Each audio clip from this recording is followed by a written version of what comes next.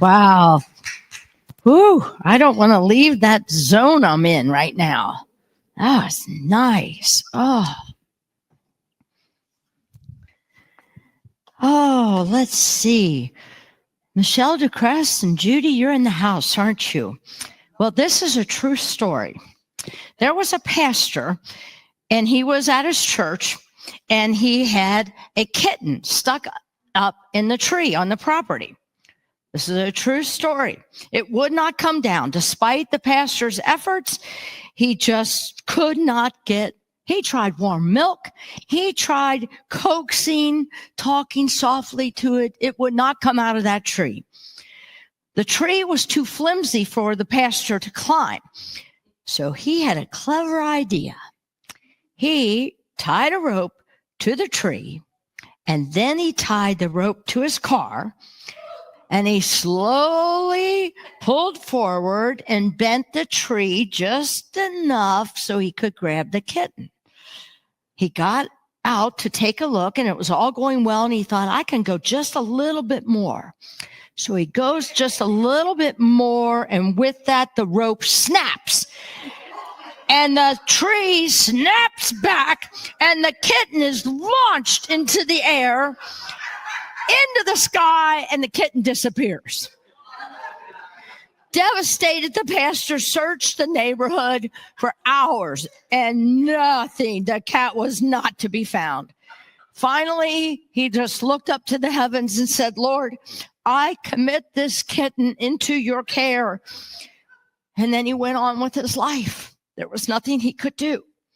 Well, a few days later, he was at the grocery store, and he saw a church member, and this is a church member who particularly hates cats. And he notices in her cart that she's got cat food, and he goes over to her and he goes, Sister Sarah, he said, I know that you do not like cats. What are you doing with cat food in your cart? She says, Pastor, you're not going to believe it.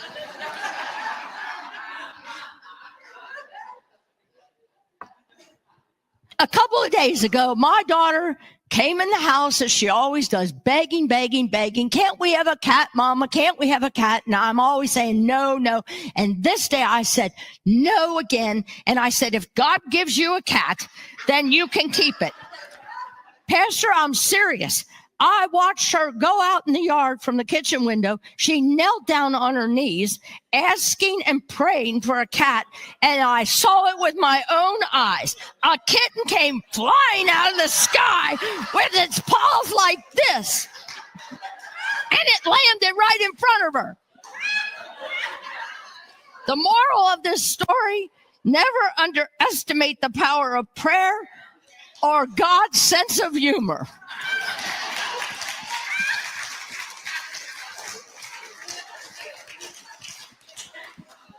True story, based on a true story here. Oh boy. Let them, the freedom of letting go. I left here Sunday after church and was driving to Unity Village for a conference.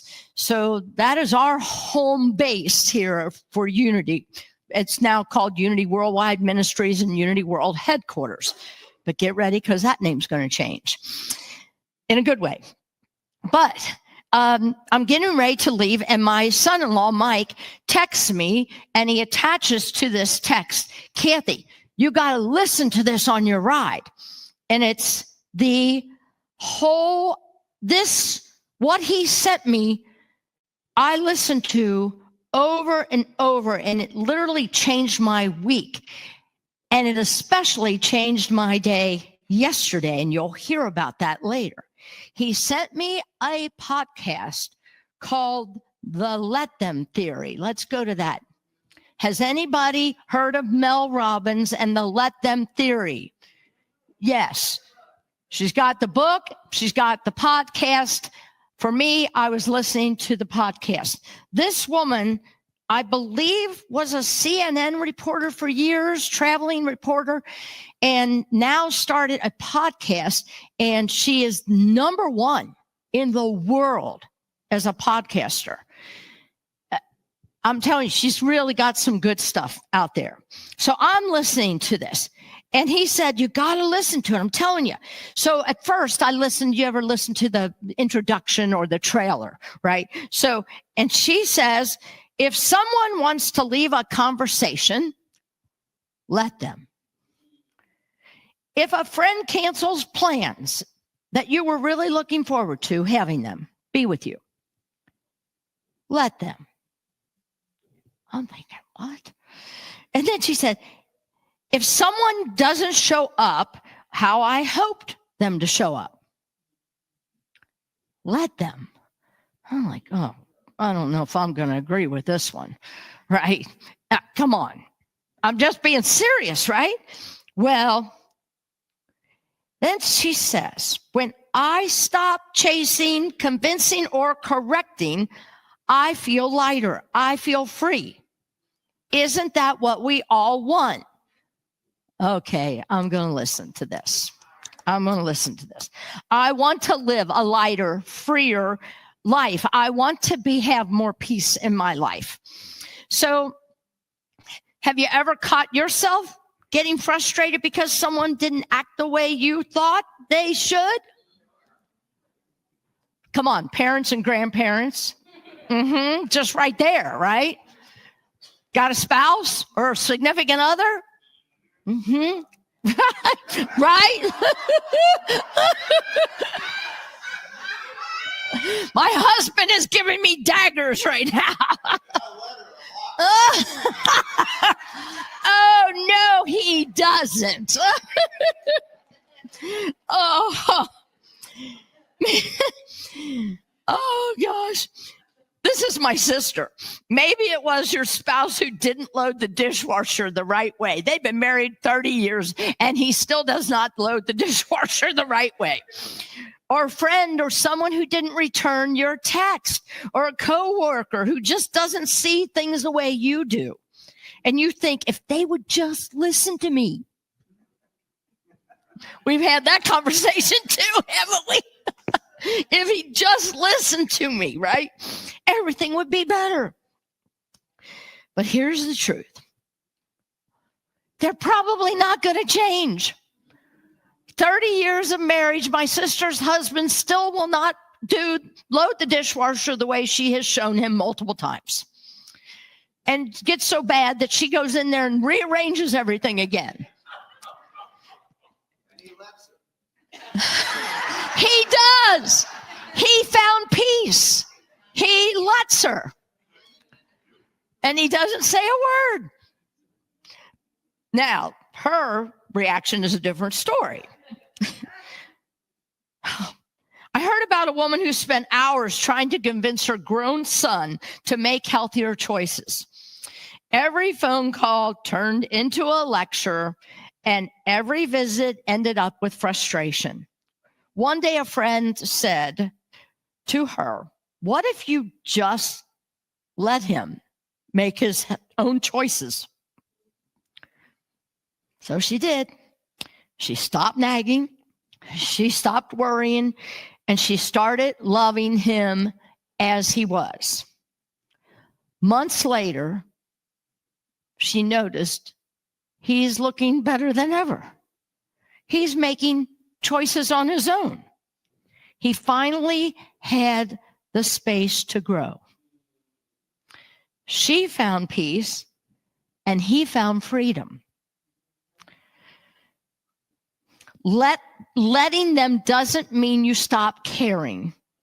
And I'm also going to say this right here, because I felt like this morning as I'm looking over my notes, and I was like, I want to make sure that I needed to understand, because when I first started hearing this podcast, I'm like, well, you just can't let them walk all over me. I can't let them walk all over me, right? It let them with boundaries. But she also has a tagline towards the end.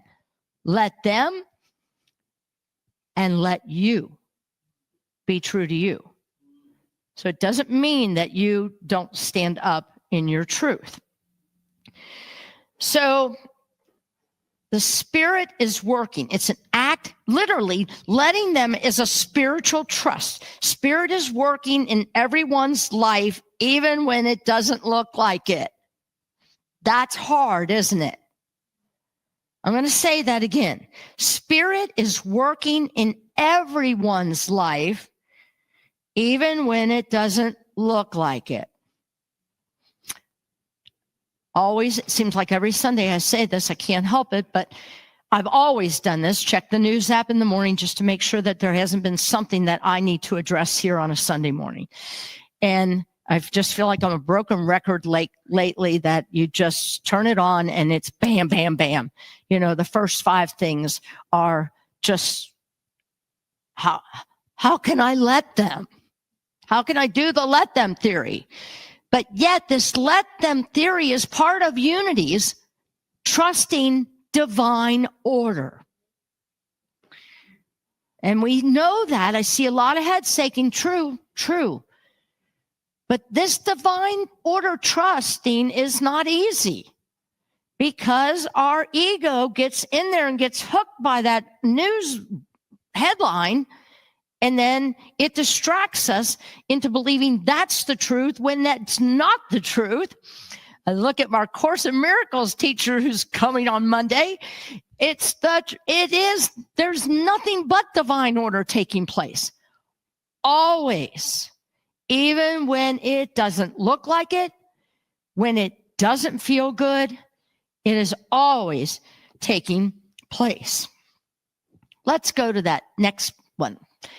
I hope you can read that. Let them judge you. Let them misunderstand you. I love that some people are taking pictures of this. Thank you. Please post it and share this kind of stuff and let them know where it's coming from. Maybe they'll drop in sometime, right? Let them misunderstand you. Let them gossip about you. Let them. Their opinions aren't your problems. You stay kind, committed to love. When you do that, you free your own authenticity.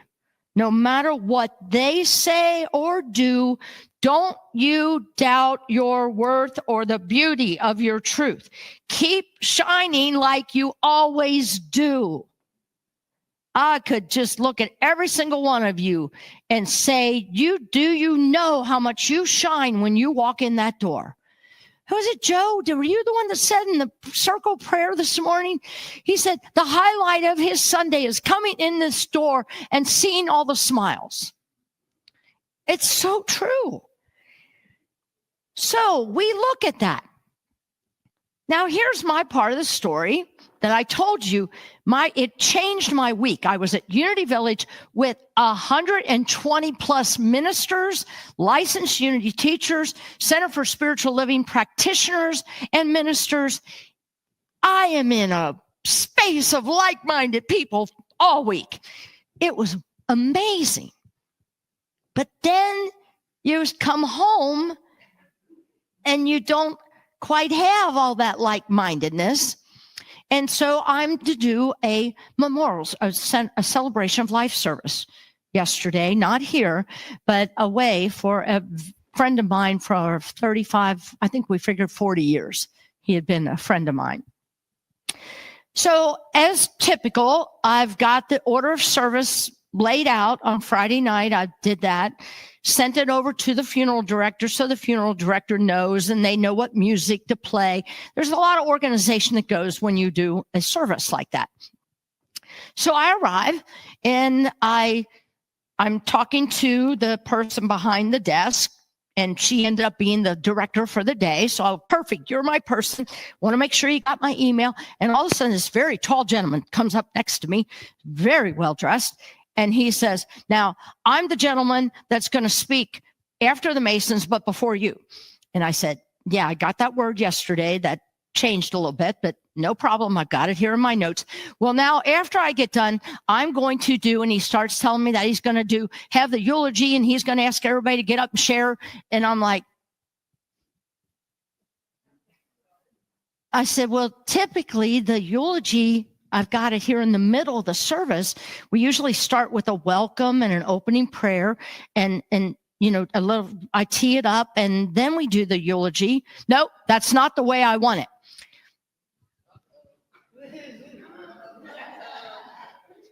Let them. Sir, that just changes the energy of the flow of the service. If you're going to have everybody talk and then you want me to start with the welcome, and that's the way I want it. Now, ego is saying, who are you? Right? And then it was like,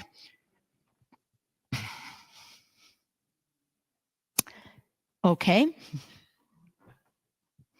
Funeral director, is there a room that I can go somewhere quiet to kind of wrap my head around this? Because now I've never done anything this kind of order. It just really doesn't seem to flow, right? I'm wanting her to side with me, but she's not. She's staying very neutral.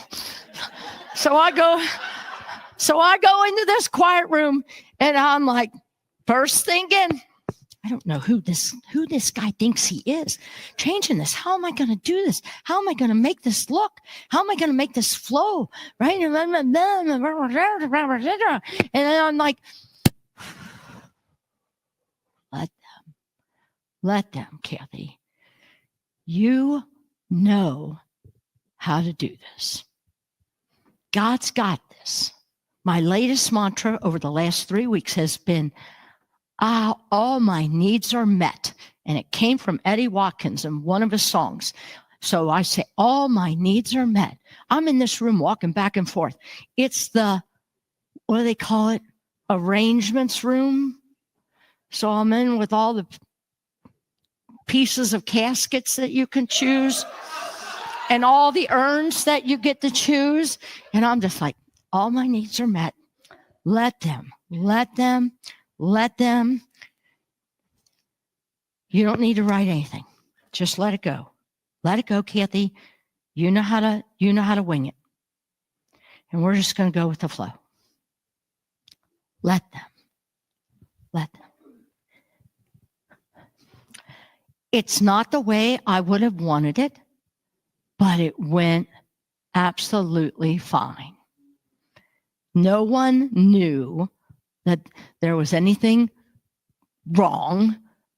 No one felt an energy shift. That was all my little stuff, right? Let them. Then I had peace. So then when I got up to do my part, I'm at peace. And when I'm at peace, I'm going to show up Kathy. Now, however that ends up, that's what you get on Sundays, right? I'm going to show up as me and not anybody else. Control, which is what I was trying to have, is rooted in fear. Letting go is rooted in faith.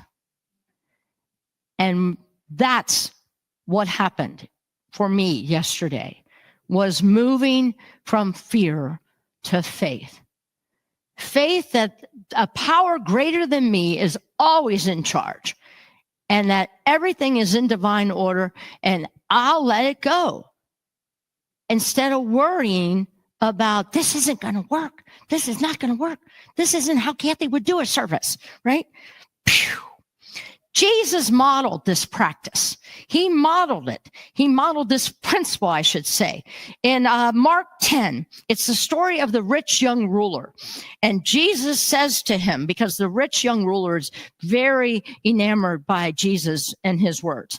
And he says, what can I do? And Jesus says, sell everything you have and come and follow me. And the young ruler went, everything? Everything. No, thank you. The disciples. There were many more disciples than 12 in the original, was Jesus, people were following them. And then he said to them, will you follow me? Will you follow me? And Jesus looked at them, and they more than half of them left. in both instances. And he said to the 12 that were left, he said, are you also going to go? And they stayed.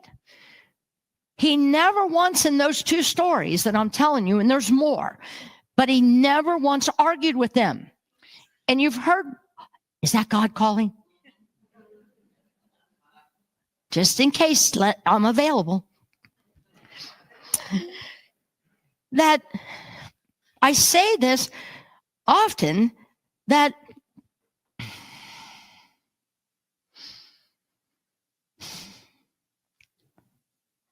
I want to pull my thought back. Yeah, the whole thing of letting them go. Everywhere Jesus went, everywhere he went, it's pretty much this way.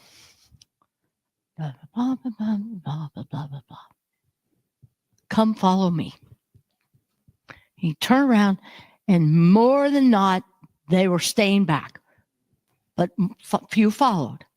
Did he go back and say, wait a minute, come on, I'm going this way. You want to, come on. No, he just said, okay. He let them, and Jesus stayed in peace in the ministry. Now, I can guarantee you his 12 were going, what about them? And he said, don't worry about them. Let them, right? Let them. He understood divine order. That's why Jesus, we see in unity as one of our master teachers and way showers, because he gave us a roadmap on how to do life. Let them, let me. I'm going to hit on that part again because I want to make sure that you really get that part, because I think it's important that I shouldn't say I as a codependent can take this and say, I'll just let them. I'll just let them. Let them. I don't get this Mel Robbins thing, but she says I'm going to have peace. But it's about standing in your truth. Now, we are in a very much divided nation. And it's very hard, whatever division, side, whatever, to let them. And the other side saying, let them? Let them? This is the part where you do let them and you still let you be you. Does that make sense? Yes. So I want you to, this doesn't mean that you are walked on by grandkids, by family members. We're getting to the holidays. I hear people already thinking about, oh God, Thanksgiving, where am I going to go? What am I going to do? Oh, this is really going to be a show. All right. I didn't say it. You all read into what I was going to say. Mm-hmm. Oh, goodness. Let's go to the 4 principles. This is not a part of Mel Robbins, but I found this and I'm like, this, if you can blow this up on your phone to be able to get it. If not, I'll somehow make a copy for you. So I'm going to read these. Let them do what they want. Let people make their own choices without trying to steer their actions to align with your own experiences. Watch what you comment on Facebook. I'm saying that. Let people make their own choices without trying to steer their actions to align with your expectations.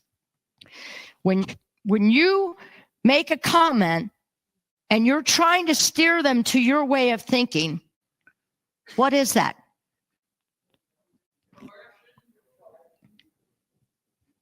Am I making a backwards J? Judgment? Are you letting them?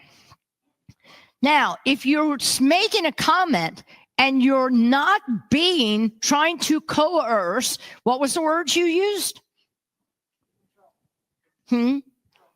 What? control, right, into your way of thinking. That's different from just stating your own truth. That's where you let you state your own truth without it being coercion, without it trying to convince them to your side, because then it's let the war begin, right?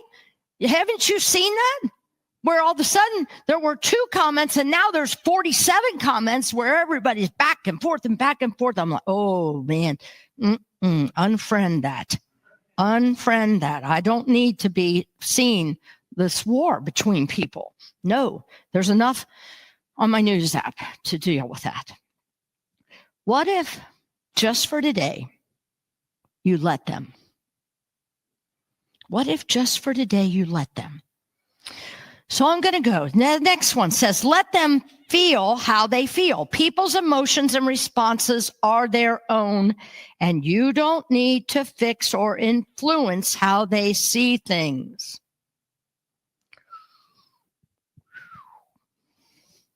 Let them be who they are. People, this is true. People reveal their true selves through their actions. Not their words, but their actions. You decide if they align with your values and energy. And then limit your time. If they don't align, it doesn't mean you have to leave them, but you may want to have limits. Again, the word boundaries keeps coming up to me. Shift the focus back to you. Release the need to control others, to invest that that energy into your own growth. I'm going to say that again.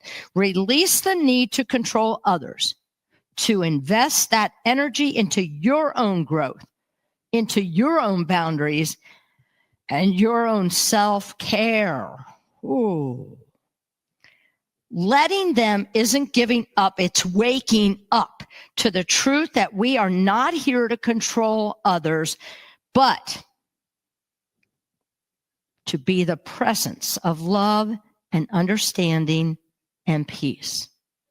We are not here to control others. I would like to take just a couple minutes to do a short meditation, if you are willing to just take 2 more minutes maybe. Sound good?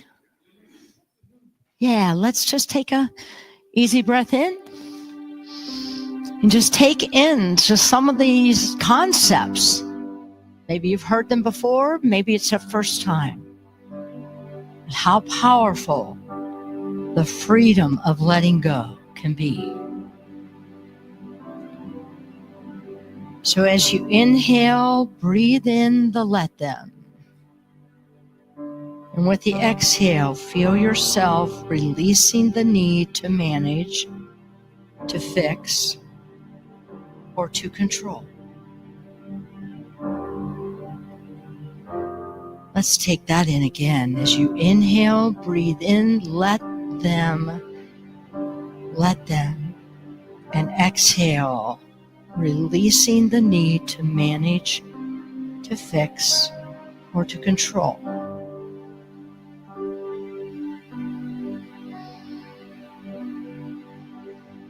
In this sacred space, we remember that every soul is on their own perfect journey. Every soul is on their own perfect journey, guided by the same divine presence that lives within us all.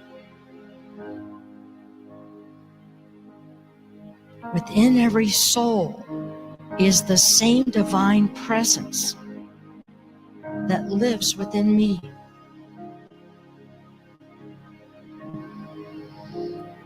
Today, I practice letting them be.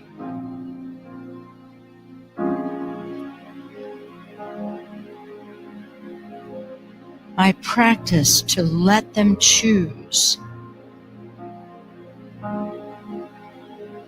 to let them learn, and to let them grow. And in this gentle knowing of letting go, we discover our own freedom. When we let them, we experience freedom.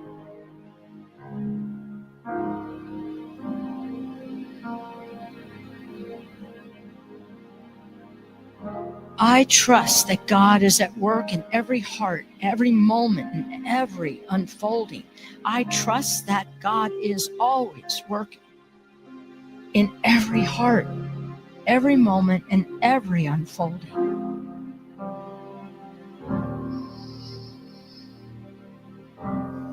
If there is someone that you've been holding too tightly,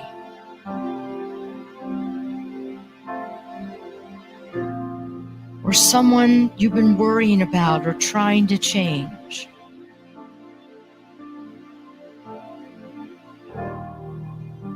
let us silently bless them now and release them into the light of divine love. Bless them and release them into the light of divine love.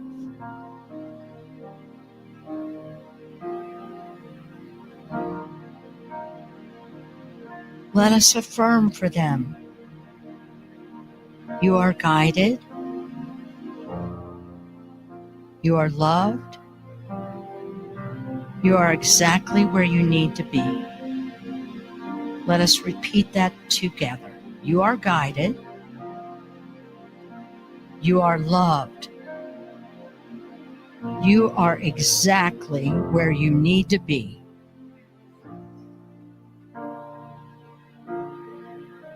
Now we affirm for ourselves, I let go, I trust, I am free. Let's say that together. I let go, I trust, I am free. In this letting go, peace rises within us. In this freedom, love flows through me. I am safe. I am whole. I am free in spirit. And so it is. Amen. Now just bring your awareness back. Notice how it feels to let go and be free. As we look at our affirmation for this week, let's say it together. Today, I will let others be who they are. Then I will discover my own freedom. Come on, take a deep breath, swallow. Can you do it? Today, I will let others be who they are. Then I will discover my own freedom. Namaste.